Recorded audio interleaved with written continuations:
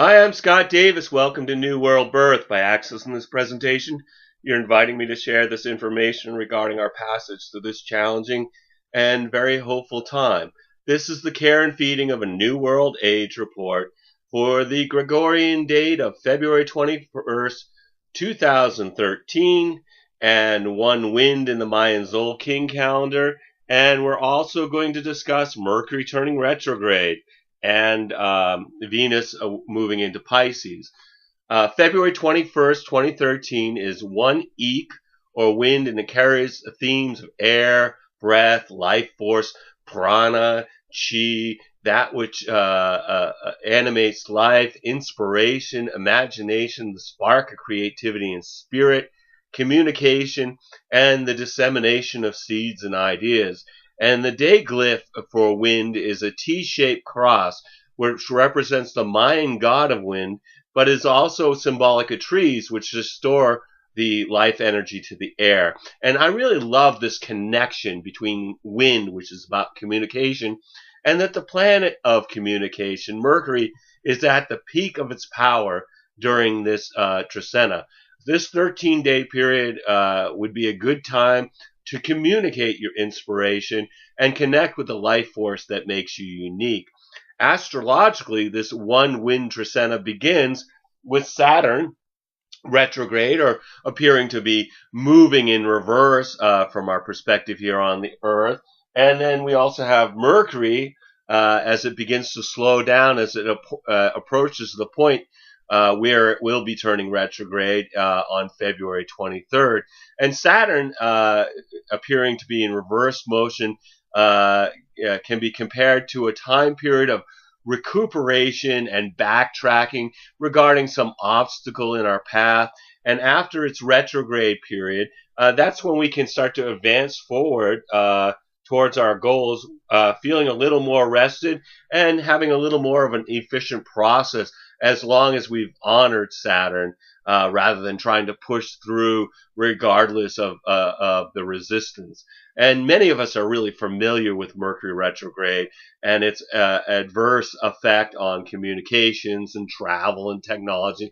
And I think it's important during this time period of Mercury being at its peak of power as we begin the one wind trecena, due to its stopping or getting ready to change directions, that the Greek god Hermes, who the Romans later renamed to Mercury, was a trickster god, and I think of Mercury retrograde as being the archetype of the trickster god.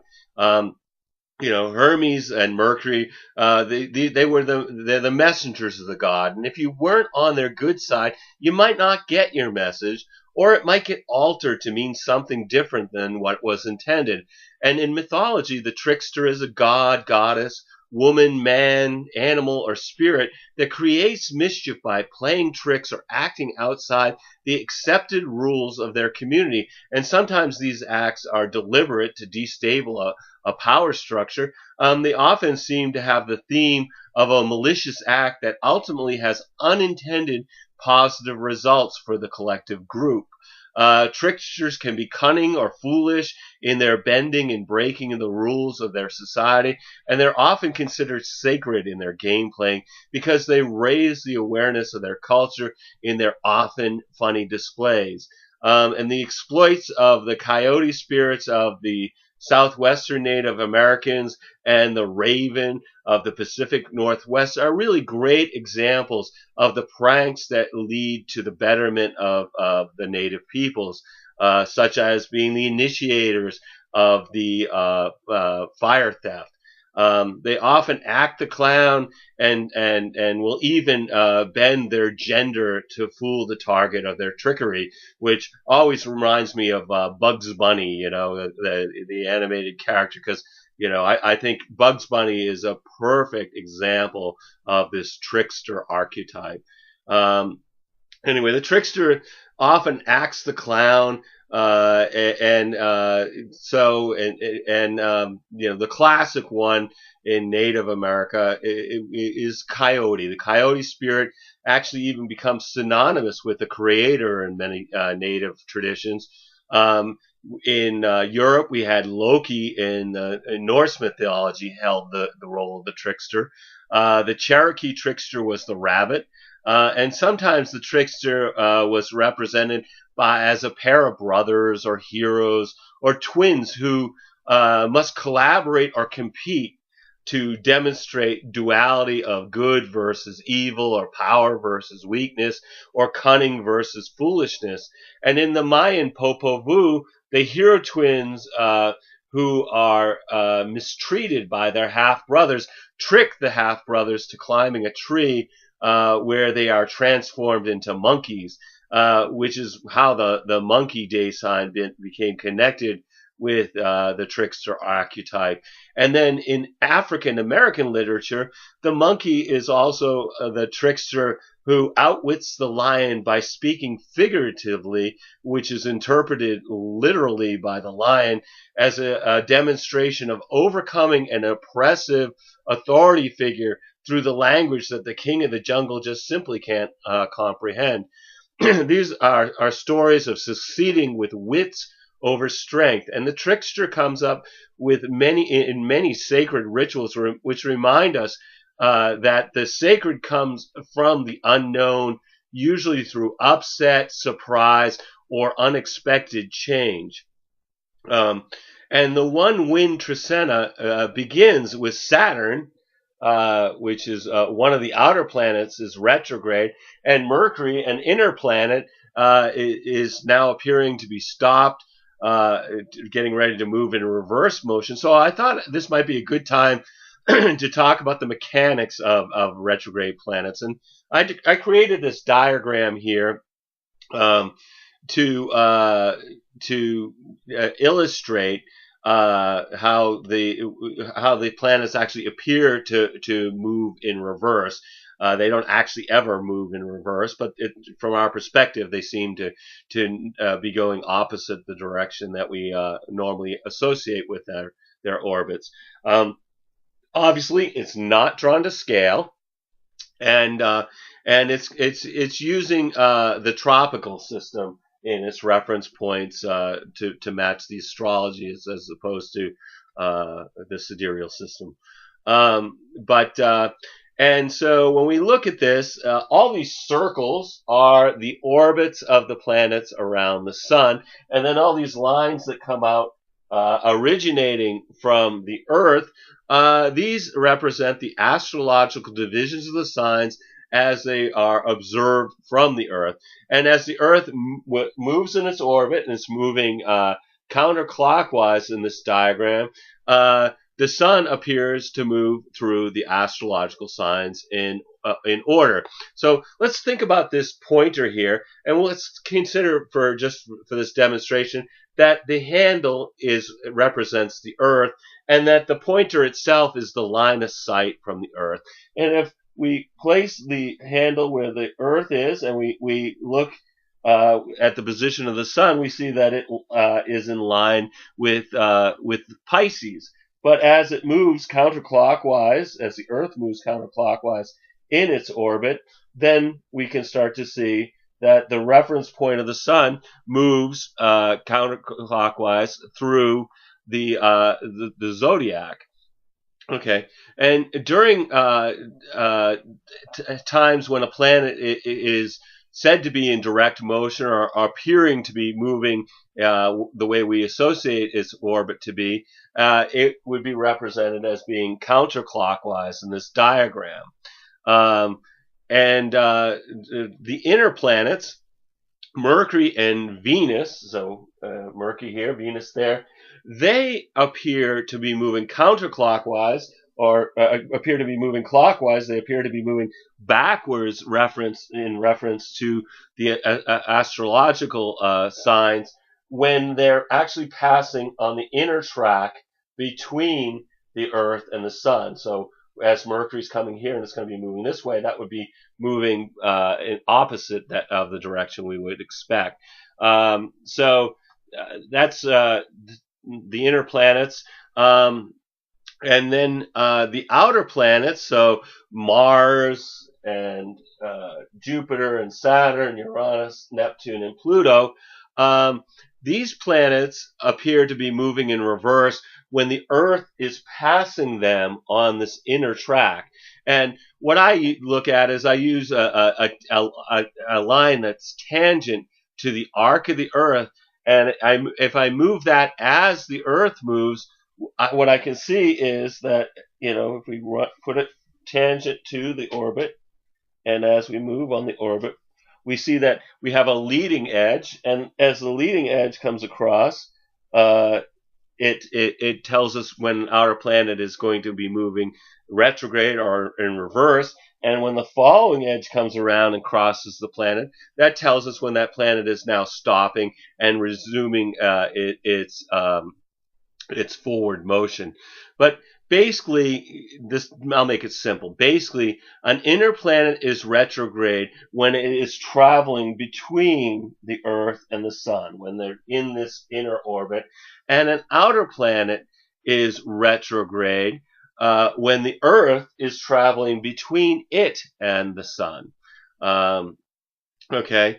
And beyond the classic Mercury retrograde things that we've all heard over and over again, what else can be said about Mercury retrograde?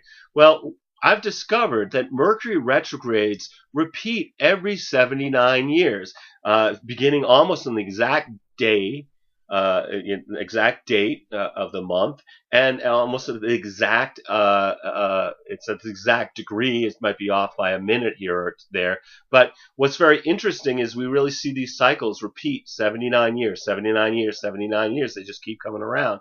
And so one of the things I'm looking for when I see this is a recurrence of themes from the last time Mercury was doing this particular retrograde dance in Pisces.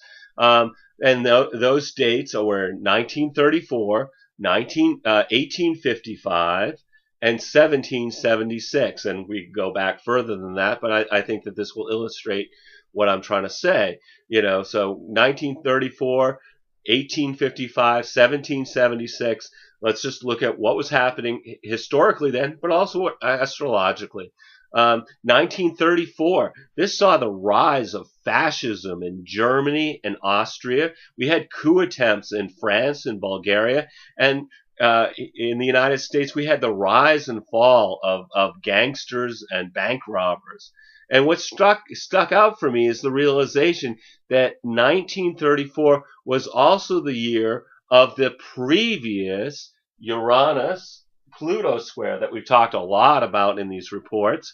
But back then, Uranus was in Aries just like it is now. But Pluto was in the sign of Cancer, opposite the sign that it's currently in. So this was a historical time of global financial decline and increased fascism. So these are themes that we're going to see if we notice any similarities in our current experience. Okay, let's go to 1855. 1855 brought the Great Gold Robbery of 1855, which occurred in England. It also had a time period of rising conflicts between pro-slavery and anti-slavery forces, which began in Bleeding, Kansas in the USA during 1855. And that was also the time of the Taiping rebellion in China, which was one of the deadliest military conflicts in history, killing about 20 million people, which were mostly civilians. 1855 was the time period when Neptune was last in Pisces, as it is currently, which was also the time of when we see much more compassion coming up for the suffering of those people who have been oppressed in slavery in the United States. 1776 saw the American Revolution and the Declaration of Independence. And it's interesting to me that when I look at the tactics that were carried out by patriots in history, what we would now in the United States, we would consider that they were our patriots and our founding fathers and things of that nature. If we looked at these tactics from our perspective now, we'd be calling them terrorism. from our modern viewpoint. Things such as attaching a time bomb to the hull of the HMS Eagle or placing cannons on Dorchester Heights overlooking Boston Harbor.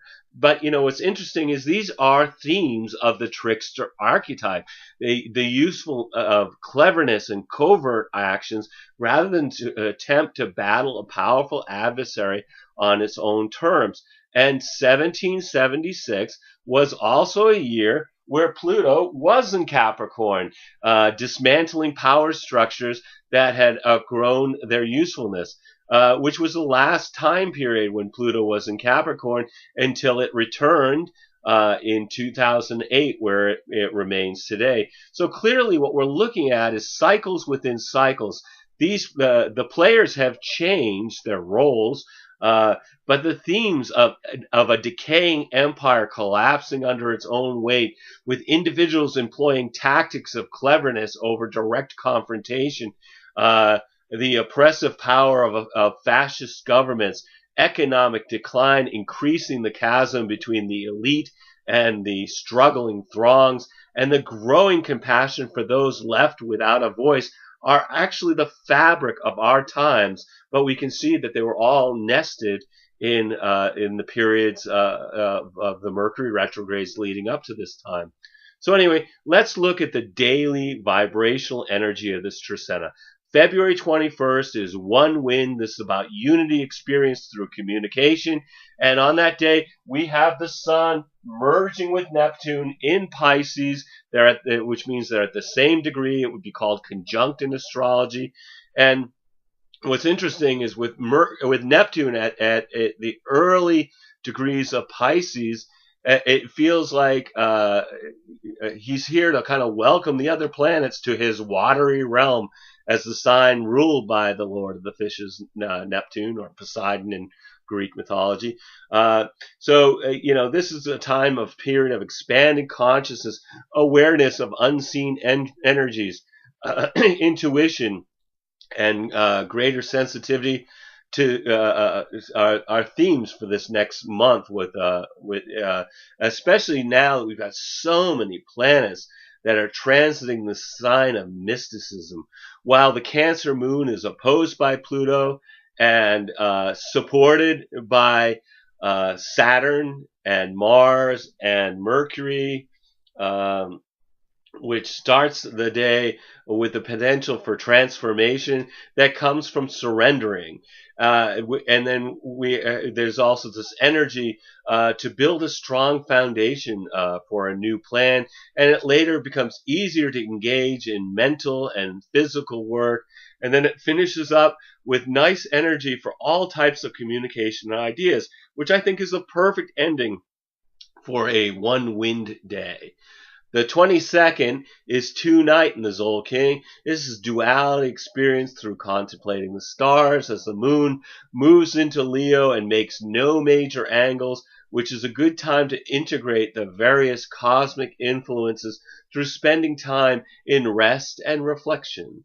And then February 23rd, 3 seed. This is about taking action through planting seeds and making new connections, as Mercury begins its retrograde cycle. So now we see it's on the inner part and it's moving this way in its orbit, and when it gets here, it appears to be moving backwards when compared to all the other moving planets.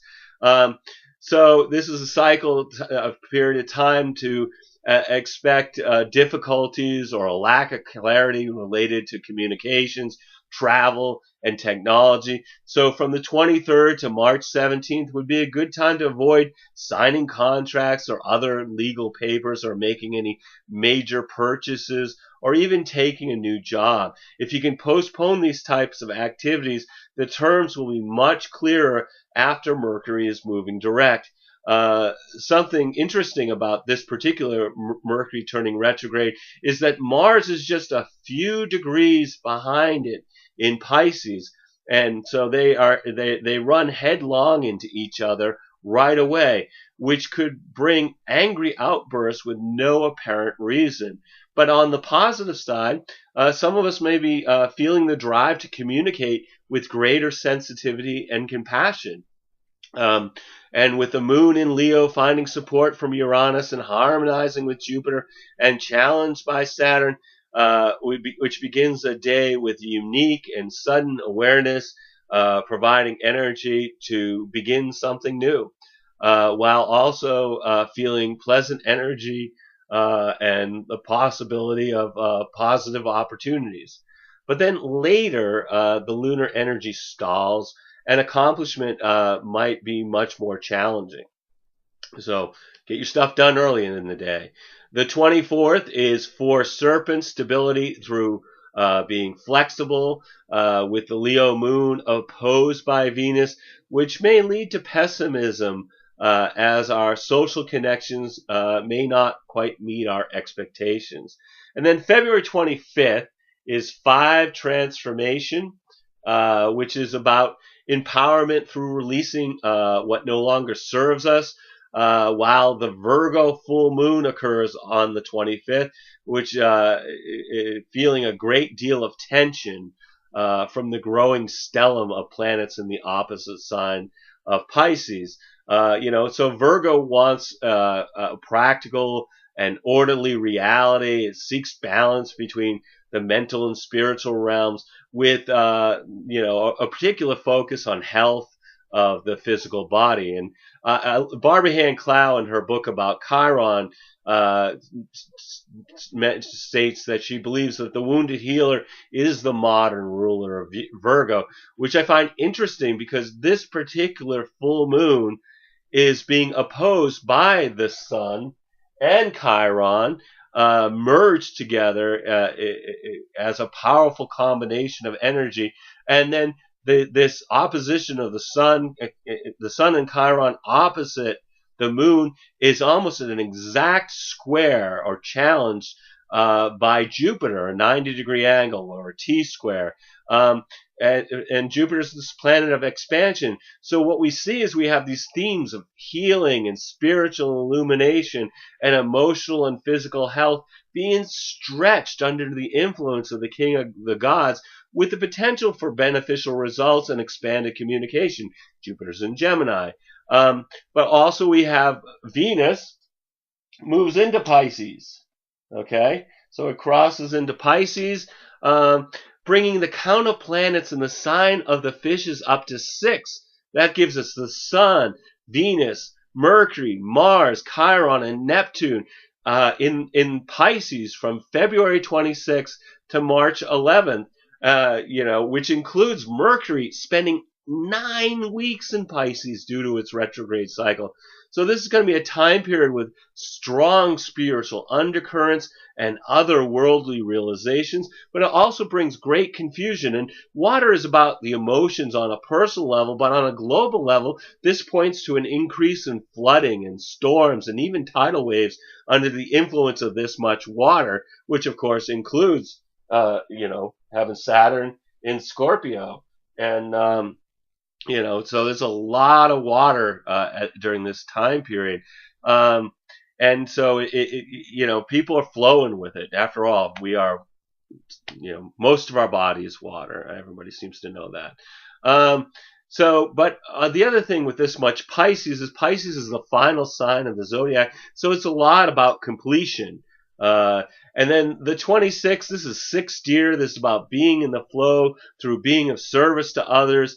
As at that point, Mercury is now merged with Mars, which means they're conjunct or at the same degree of Pisces from our perspective here on the Earth, which brings about the desire and right actions being aligned with our thoughts and communications regarding the flow between our inner and outer worlds. While the Virgo moon is opposed by Mercury and Mars, so this is adding to that same configuration, which brings a conflict between our reason and emotions, and this is really a potential for trouble in our personal lives due to people being easily agitated and emotionally excitable. February 27th, we have 7 Star in the Tzolkin, reflection through being grateful for abundant relationships, as the sun merges with the wounded healer Chiron, which illuminates our past injuries, both physical and emotional, so that they can be released and healed. But it's not always a comfortable process. And we also have on that day, we have the Libra moon opposed by Uranus and supported by Jupiter, which brings emotional, excitable, and impulsive energy along with a pleasant sense of well-being, which really should yield some interesting results. And then the 28th, we have 8 offering, balanced through appreciating all of creation as we wrap up the month with now we have Venus merged with Neptune, so they're conjunct. They're at the same degree of Pisces as well, bringing yet another wave of spiritual inspiration to be surfed right into March. Neptune is the higher octave of Venus. It's unconditional love merging with romantic love, and I have both of these two in a tight conjunction in Scorpio in my natal chart, which is again another water sign. So this is something that I've lived every day of my life, the conjunction of Venus and Neptune. And one of the things I've realized is it's really influenced me to really never stop loving any of my past romantic partners, regardless of how the relationship ended. For me, this aspect is lifelong, but it will influence all of us for a few days. And we also have the moon in Libra being challenged by Pluto, encouraging compulsive behavior to engage in activities that may not be good for us in the long run. And then March 1st, 9 Dog. This is about patience through enjoying family and friends. And then we have at this point we have the Sun in harmony with Pluto. And so that's a 60-degree sextile angle.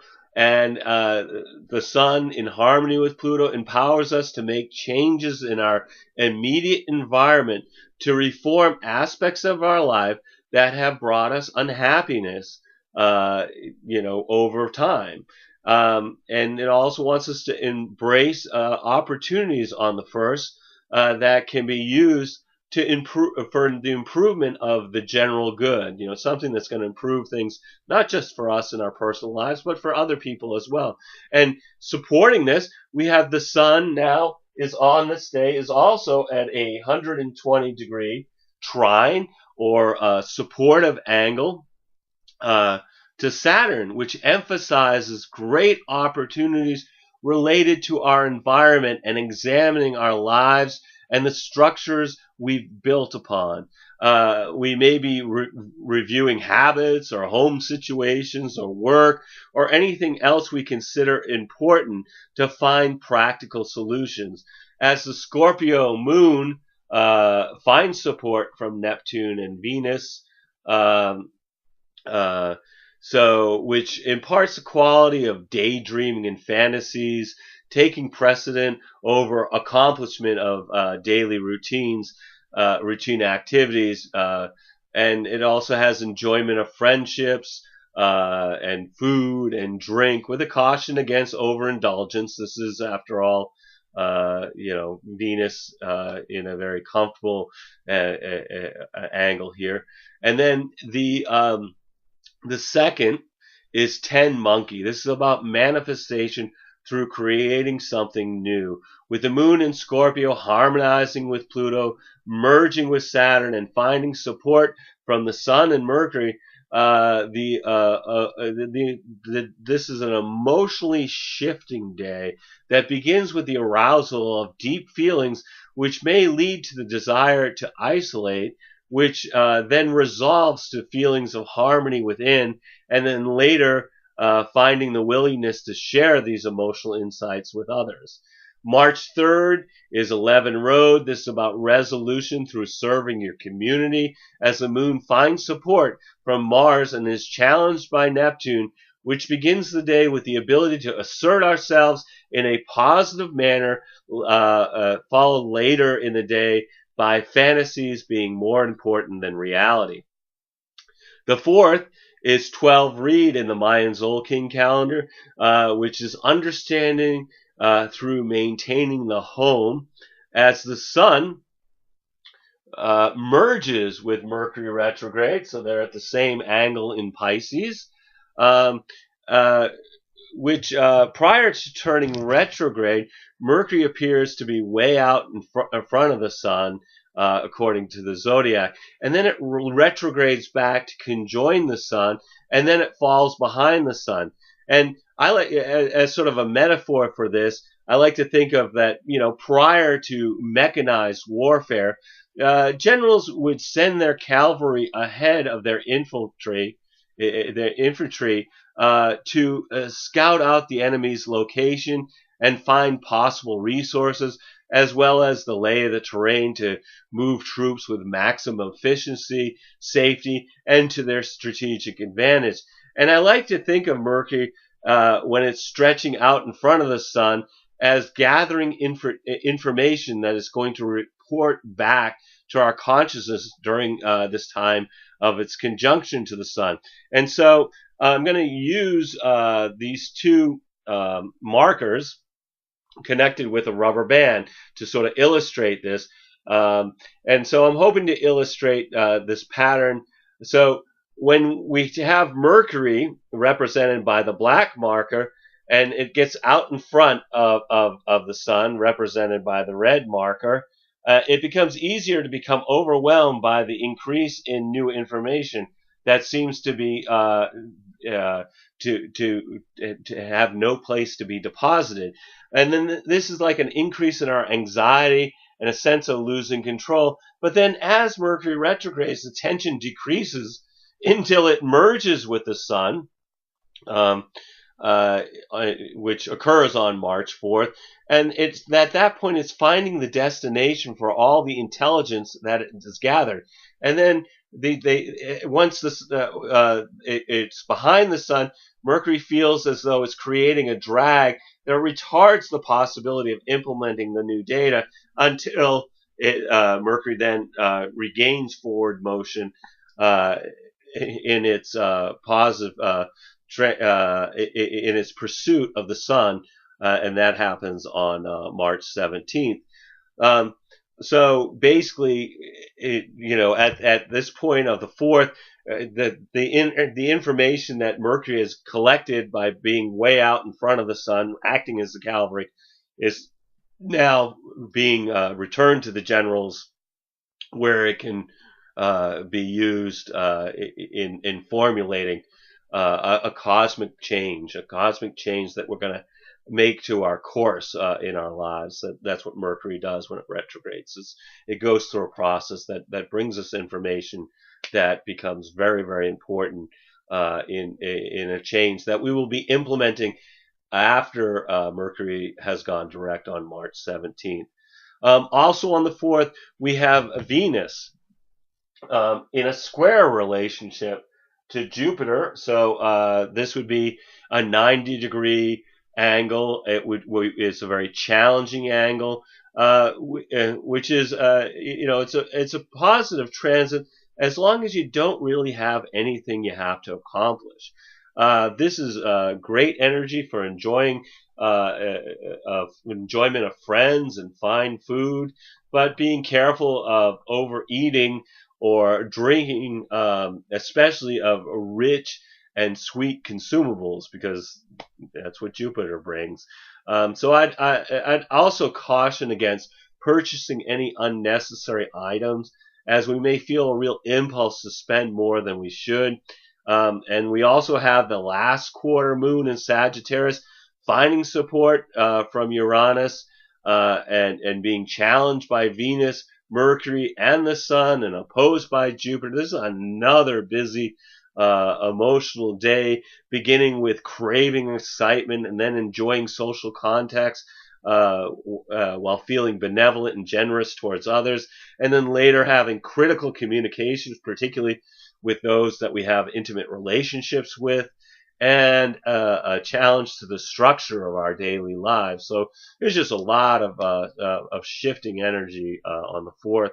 And then we get to March 5th, 13 Jaguar, movement to the next stage through enjoying nature, with the Sagittarius moon being challenged by Mars, which can be irritable and bring on some needless disputes. So it's really best to kind of channel this energy into physical activities rather than being hasty and overcritical of others.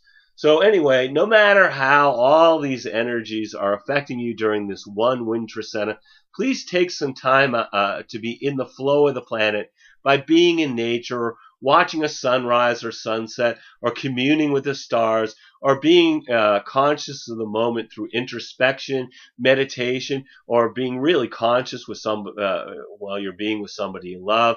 Every single day we have is a blessing, no matter what dramas are beckoning to distract us. We're all here giving the performance of a lifetime on this world stage. Just remember that you are a spiritual being having a human experience. So take some time out to observe the play as well as act your part. Anyway, I want to thank you for checking out New World Birth. The next segment of Care and Feeding of a New World Age will be on March 6, 2013 for One Eagle. Also, we'll discuss the Pisces new moon, Mars moving into Aries, Mercury turning to direct. And you can check us out on Facebook, YouTube, or the Mayan Magics website. And I encourage you to share this information as videos or as text as widely as you choose.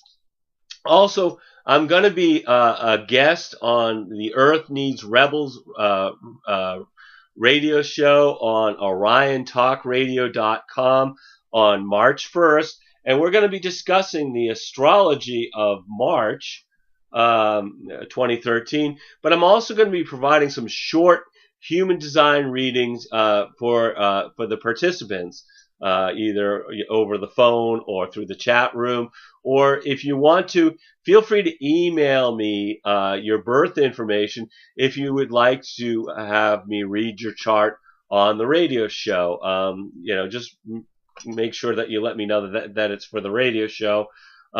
As always, I invite you to contact me at newworldbirth@yahoo.com if you have any questions or if you wish to schedule a reading. And I am providing private readings and wish to make this service available to the greatest amount of folks. So I've created 3 options with 3 levels of compensation. These readings are designed to provide information to help you navigate these difficult times. At the basic level, we're going to look at your human design chart to help you understand how to use your individual strategy and authority in making life decisions based on your unique design. I'll also include the next 3 months of astrological transits as they relate to your natal and progressive astrology chart, along with the human design reading at the middle level. And then at the top level, the human design and astrological transit reading will be recorded and sent to you as an MP3 file that can be downloaded to your computer. So if you've been thinking about getting a reading, please contact me. I would love to provide you a reading during these uncertain times. You'll need to either be able to call me in Maine in the USA or connect with Skype to receive your reading. I'm also accepting donations to keep these reports freely available. Basically, this has got to stay above board and financially viable to continue to provide this service. So if you have been enjoying what I've been putting out here, please send a donation. Any amount, would certainly be appreciated. As always, I am blessed that you've taken the time out to connect with my passion for these ancient mysteries and their application to our journey during this incarnation. The light in me honors the light in you. Namaste and Lakesh. And I'm looking forward to connecting next month. Thanks a lot.